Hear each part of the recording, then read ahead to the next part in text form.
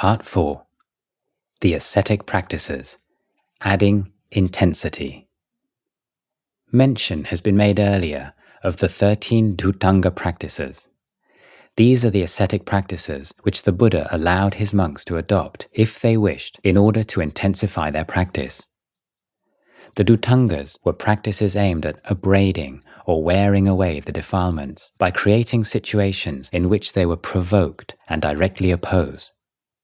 By the standards of the day, they were mild in nature. Certainly, they paled beside the physical challenges that the Buddha undertook prior to finding the right way of practice that led to his enlightenment. Wearing only tree bark, or owl wings, for example, he had practiced standing continuously in the open for long periods, using a mattress of spikes, making his bed in charnel grounds with the bones of the dead for a pillow. In one of the most vivid passages in the Suttas, the Buddha described the extent to which he took the practice of fasting. Because of eating so little, my limbs became like the jointed segments of vine stems or bamboo stems. Because of eating so little, my backside became like a camel's hoof. Because of eating so little, the projections on my spine stood forth like corded beads. Because of eating so little, my ribs jutted out as gaunt as the crazy rafters of an old roofless barn. Because of eating so little, the gleam of my eyes sank far down into their sockets, looking like a gleam of water that has sunk far down in a deep well. Because of eating so little, my scalp shriveled and withered as a green bitter gourd shrivels and withers in the wind and sun. Majjhima Nikaya, Sutta 36. The Buddha to be's insight that however much pain lay in such asceticism, there was no real gain, was a turning point on his path to enlightenment. He realized that it was, in fact, wisdom that freed the mind, and wisdom of a type that could not be developed in a weak, emaciated body. His rejection of prevailing modes of asceticism was a devastating one, because none of the proponents could accuse him of an opposition to it based on fear or lack of personal experience. The abrasive practices allowed by the Buddha did not emphasize feats of physical endurance based on the idea of erasing old Dhamma or of freeing the spirit from the prison of the body. They focused on exerting an intensified pressure on the attachments that condition suffering. The criteria for deciding whether a practice should be adopted or not was that it led to an increase in wholesome mental states and a decrease in unwholesome mental states.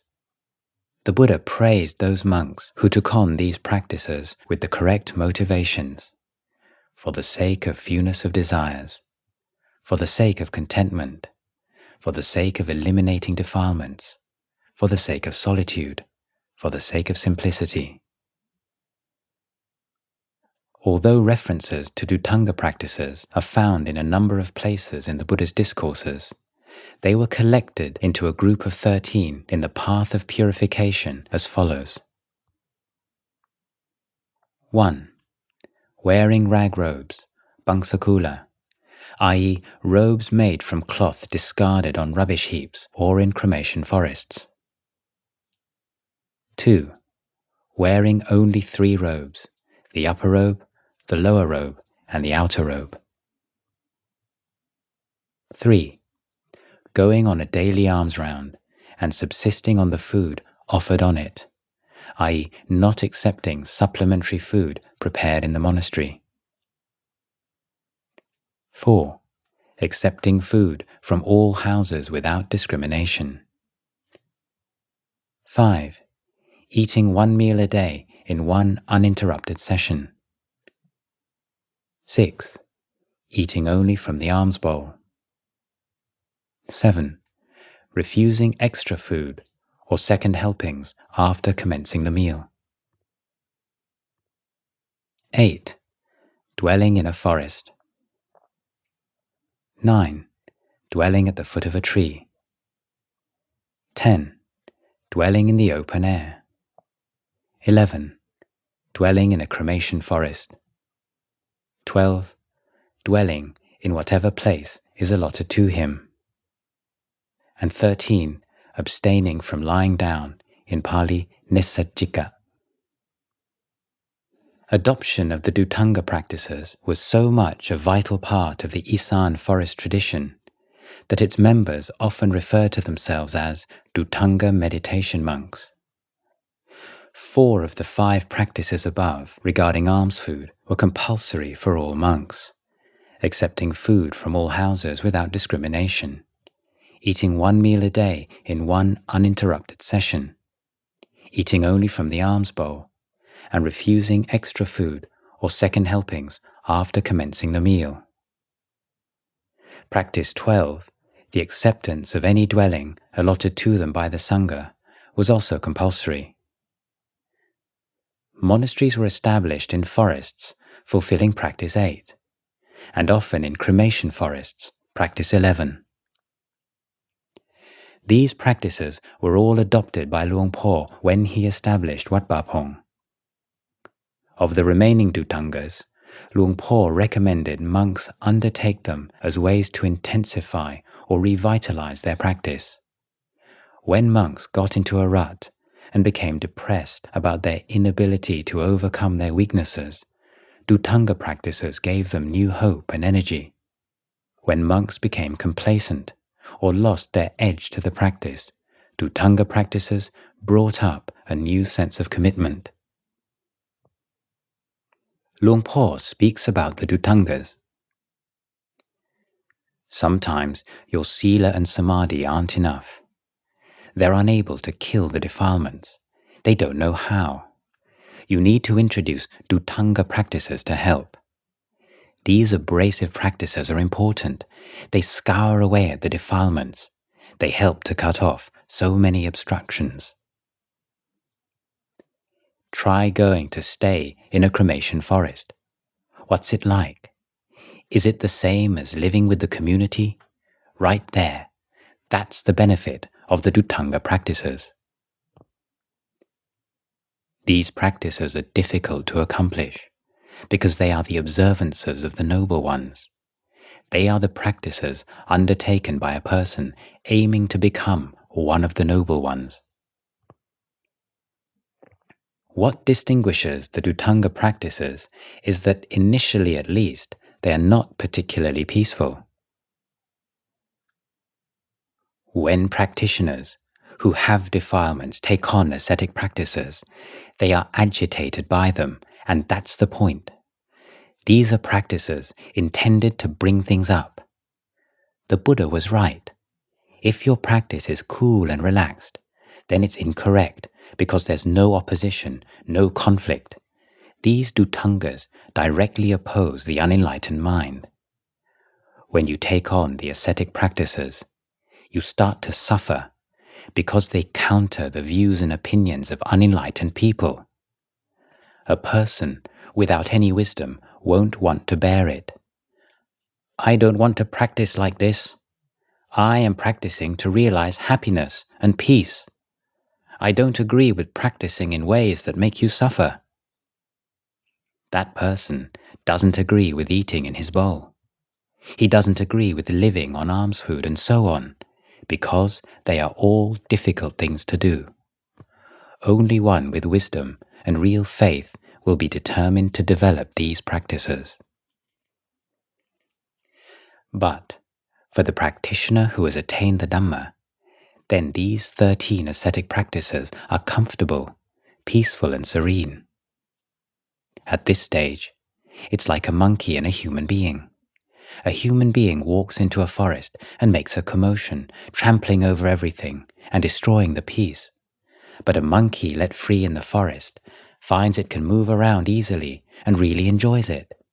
The monkey likes the conditions because they suit the way it likes to live.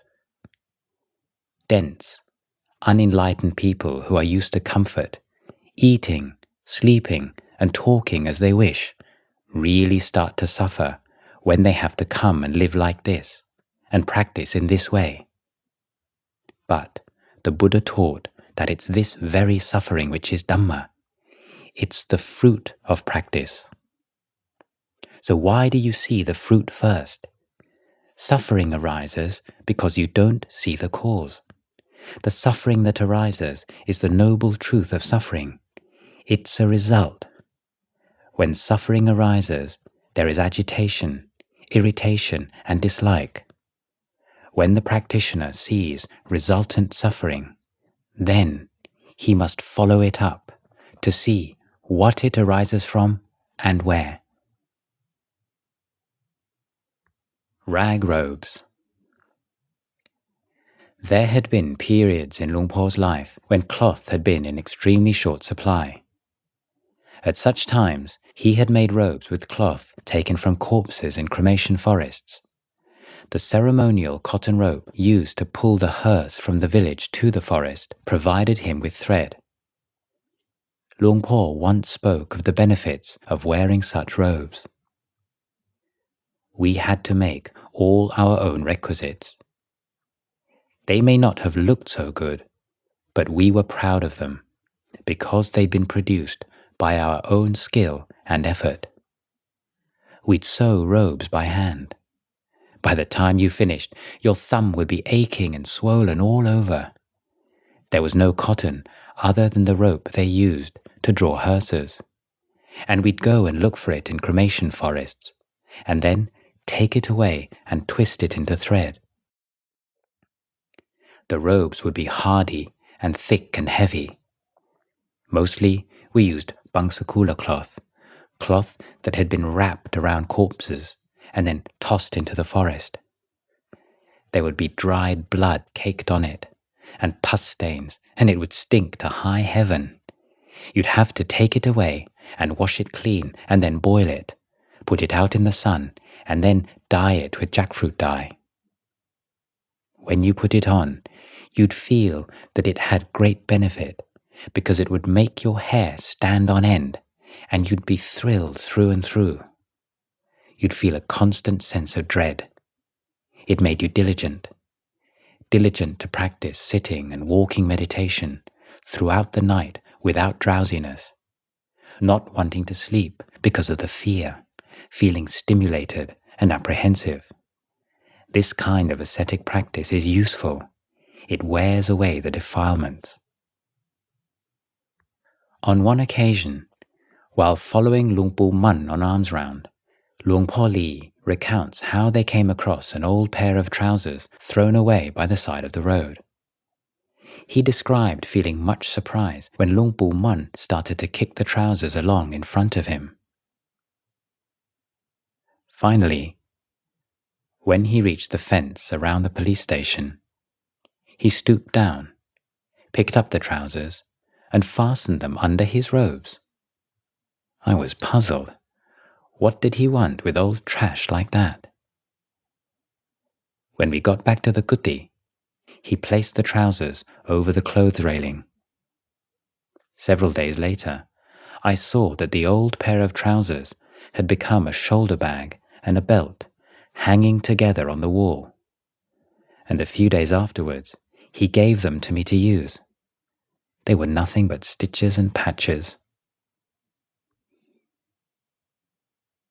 Food, inglorious food. All the monastics at Wat Pa Pong, monks, novices and mechis, were expected to keep the dhutaṅga practices of eating only once a day from a single vessel.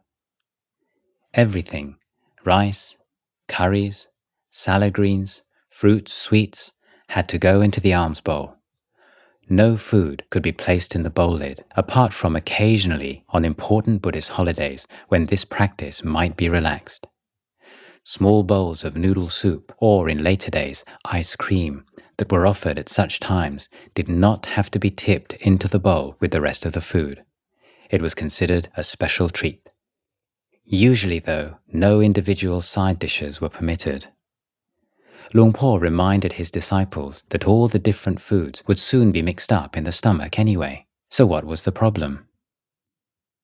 For junior monks and novices, the natural hunger for food arising after a 24-hour fast, compounded by the sensual desire for tasty food, and a fear of not getting enough to sustain the body for the next day could be a heady mix. It was an excellent opportunity to face up to greed and attachment. It was also the most stressful part of the day. For the hour or so before the 8 a.m. daily meal offering, the monks were expected to sit in meditation at their allotted places in the dining hall. For many, it was a difficult time. They had been up since 3 a.m., had not eaten since the previous morning, and had just returned from a long walk. Drowsiness, especially in the hot season, was a common foe. Desire for food agitated many minds. But if anyone lingered outside the hall and indulged in hushed conversation to pass the time, the sound of Luang clearing his throat was likely to be heard.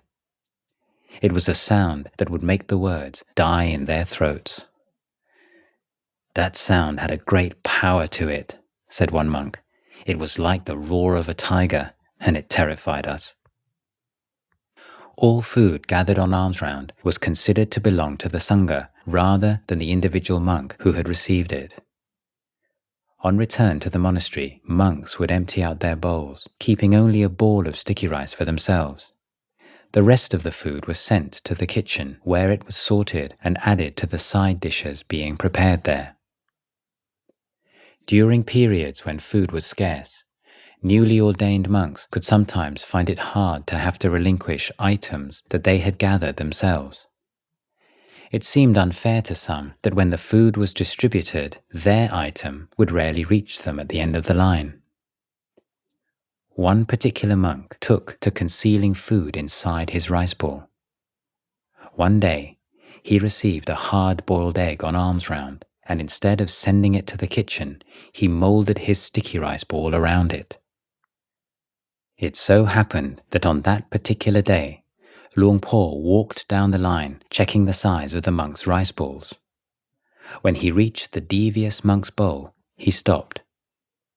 The rice ball had cracked open, revealing the boiled egg hidden within it. Luang said, "Whose ball of rice has laid an egg?" All eyes turned towards the monk, who was now sickly white with fear and embarrassment and beginning to shake. Luang did not say another word, but silently walked back to his seat. Monks who were present at the time said that nobody ever tried the trick again. On one occasion, Luang exhorted the Sangha, "We haven't come here to practice for the sake of food. We haven't come here to eat and sleep. We have entered the Sangha in order to practice the Buddha's teachings. If all you want is to live comfortably and eat well, then it would be better if you weren't a monk. You can do that as a layman, and you don't have to enter the monastic order. If you want to get something, or do something, or eat something, then you can just go ahead. It's more convenient out there, you can be more comfortable, you can eat better. But if you consider it well, you'll see that it's a path that ends in tears. We've come here to follow the Buddha's teachings. We've come because of our respect for the Buddha. If you think like that, the Sangha will live in harmony, and there will be no contention among you." A popular practice adopted by monks during the rains retreat entailed only eating food obtained on alms round and refusing all the side dishes prepared in the monastery kitchen. Luang explained why it was not the norm in the monastery and why he allowed supplementary dishes to be prepared. Some groups of monks go into the forest and keep the ascetic practice of only eating food offered on alms round. But the only one who benefits from it is the most senior of them. On alms round, there are 1 or 2 items of food offered to go with the rice, not enough to go around, and they go into the bowls of the monks first in line. The teacher does well in that kind of ascetic practice. He can just carry his bowl off and have a good meal, while everyone else suffers. Lay people want to offer their food to the Ajahn, and so the novice at the end of the line goes without. our way of doing things here is meant to ensure that everything is shared equally. At the foot of a tree, Luang Por cautioned his disciples to avoid letting ideas of ownership arise with regard to their kutis, even if they had lived in them for a number of years. Kutis were Sangha residences, and Luang Por taught the monks that they must always look upon themselves as temporary occupants. When newly arrived in the monastery, monks were expected to keep the ascetic practice of accepting with good grace whatever kuti was allotted them, whether it suited them or not. When they left the monastery for more than a few days, even with the expectation of returning, they would be expected to remove all of their possessions from their kuti and make it available for others. On their return, they would have to accept whatever kuti might be available. If their old kuti was still empty, they might move back in.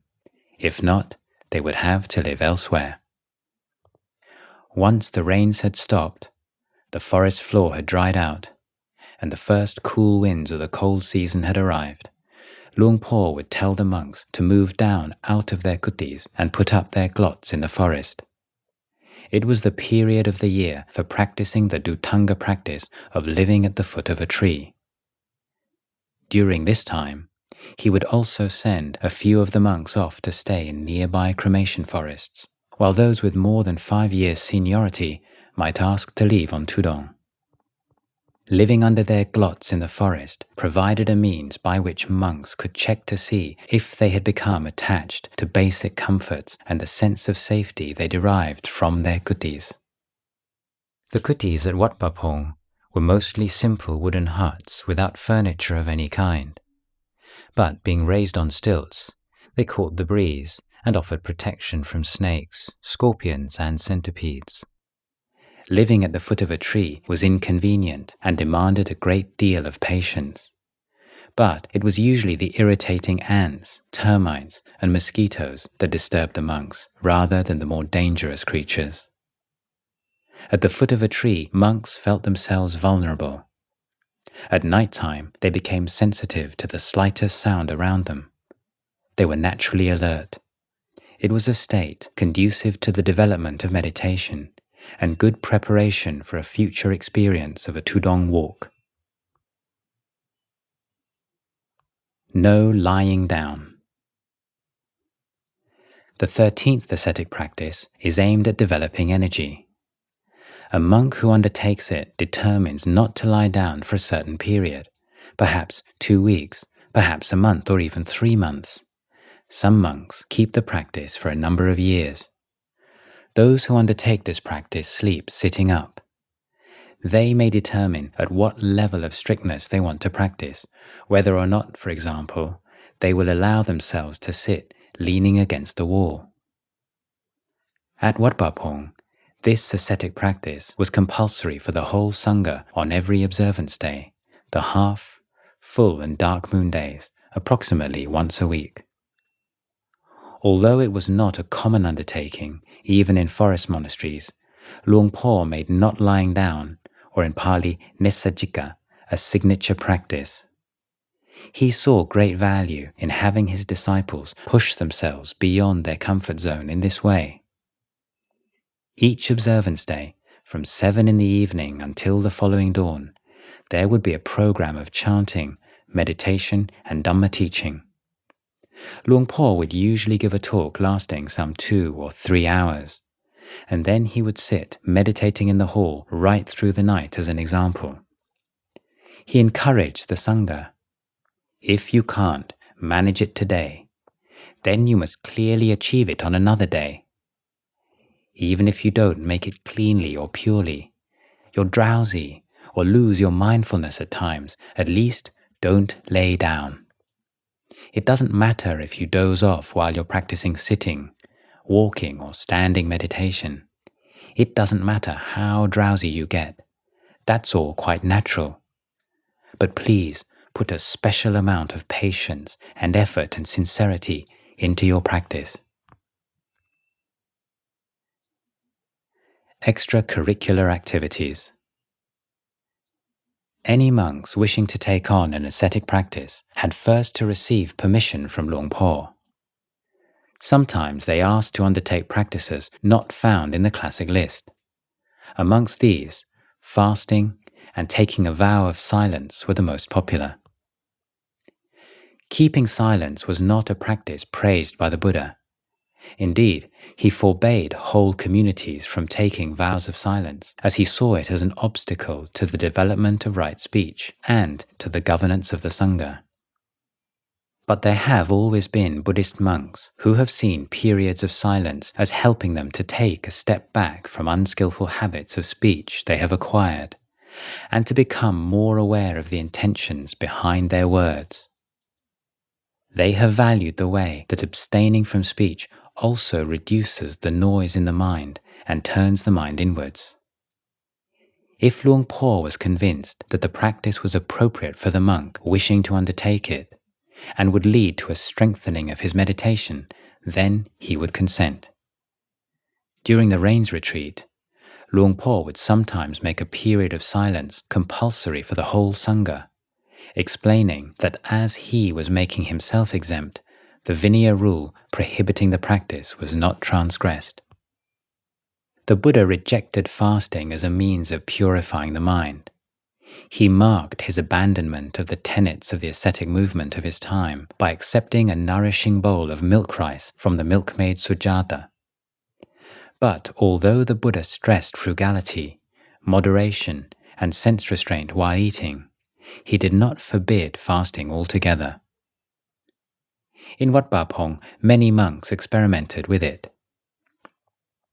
Fasting, used wisely, can be a powerful tool for exposing attachments to sensuality in the body and to the fear of death.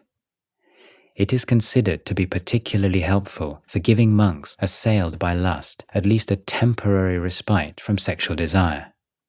At best, it can give them an opportunity to rebuild their samadhi and gain a fresh perspective on their craving. For many monks, an occasional fast provides a break from alms round and the daily meal offering, a few extra hours of solitude. Luang Por allowed some monks to fast and forbade others. He emphasized understanding the intention to fast. His advice on this issue tended to vary according to time, place, and person. If, for instance, a monk asked permission to fast and Luang Por saw that he had an unwise attitude, he wanted to do something special to distract from his inability or unwillingness to do the ordinary things, or he wanted to make a name for himself amongst his peers, then Luang Por would be discouraging. But on other occasions, if he felt that a period of fasting would be of benefit to a particular individual in developing patience or opposing defilement, then he would give permission. He pointed out the lack of continuity it sometimes entailed, and how unwise renunciation could boomerang into unwise indulgence. The value of fasting depends on the individual. It's difficult to lay down a definite rule about it. But putting everything into the practice doesn't mean exhausting yourself. It's about finding just the right amount, keeping the mind in balance. Some people can fast for 15 days and spend the whole time doing walking meditation. But then, when they eat, they can knock off 5 plates of greens and as much rice as they can get their hands on. That's so excessive, it's amazing, but not in a good way. He would remind his disciples that taking on such practices could be a good experience, but that it was the middle path that led to awakening. You might be able to walk or float through the air, and it wouldn't be anything to do with practice. You could eat only 7 mouthfuls of food every day, and it wouldn't be practice because it's not the right amount. These things don't lead to enlightenment. Practice is a matter of being content and a few wishes, but enough wishes to keep you going. If you're a little bit hungry, your mind is easy to teach. But if you're really hungry, then it's difficult to teach. It's dull. Eat just enough to stay healthy. Luang Por would also comment that reducing food intake to a minimum was a more effective boost to training the mind.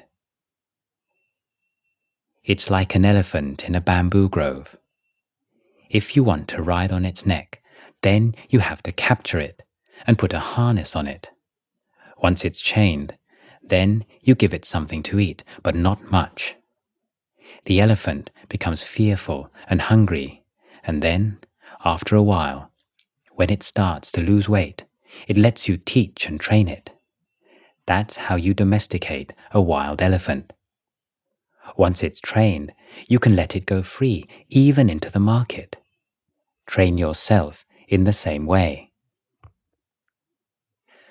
On occasion, however, he would explain how the experience of fasting stood monks in good stead if they found themselves in remote areas with no village to provide alms food and a long trek ahead of them. They were able to bear up because they knew what doing without food does to the body and mind. Those without such experience were more likely to be overcome by fear. Luang Por had experimented with fasting himself. Sometimes he related his own observations to his disciples. Sometimes, after fasting for 3 or 4 days, you feel weary. The late afternoon is a crucial time, and you almost give up. But then, at night time, you get another surge of energy from the coolness. The second phase is important as well, when to break your fast. It's extremely difficult to decide on this point. You think, shall I keep going a bit longer, or is this enough? Your mind is thrown into disarray. Sometimes you look at your bowl and then you want to go on alms round. If I don't go for another 2 or 3 days, will I be able to make it?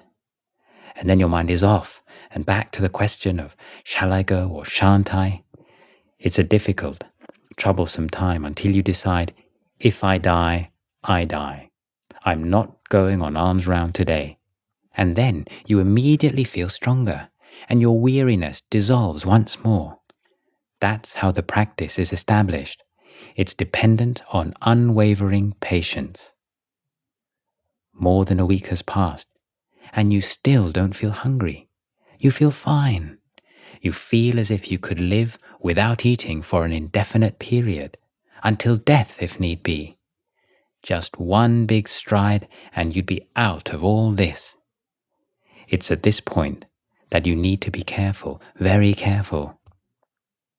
You look at the other monks and novices, and it seems as if the whole wat is so busy. First thing in the morning, they have to go on alms round, and before long, they have to put food in their bodies. And not long after that, they have to empty it all out again. The next morning, they have to stuff more in. And then before long, they have to empty it out again and go out for more. They're crazy.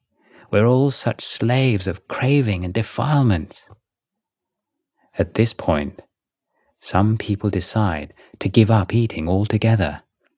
They think they'd be better off dead. This is a crucial moment. You see eating as a trivial matter. But such thoughts are too elevated, and it's an elevation that's upside down. It ends in derangement. You start criticizing rice and fish. Rice grains start to look like maggots. You don't want any to go into your bowl. Luang Por repeated that meditators who deliberately pitted themselves against natural impulses under controlled conditions could gain many insights. But constant vigilance was necessary to prevent them from falling prey to the pitfalls attendant on such practices. It was right view that kept everything on track. In summary, the Patimokkha training rules, the observances, and the ascetic practices dovetail to create the distinctive features of monastic life at Wat Pah Pong. They were fundamental to the sense of community, of a shared culture and identity. But if Vinaya was the lifeblood of the monk's existence, it was meditation that was its beating heart.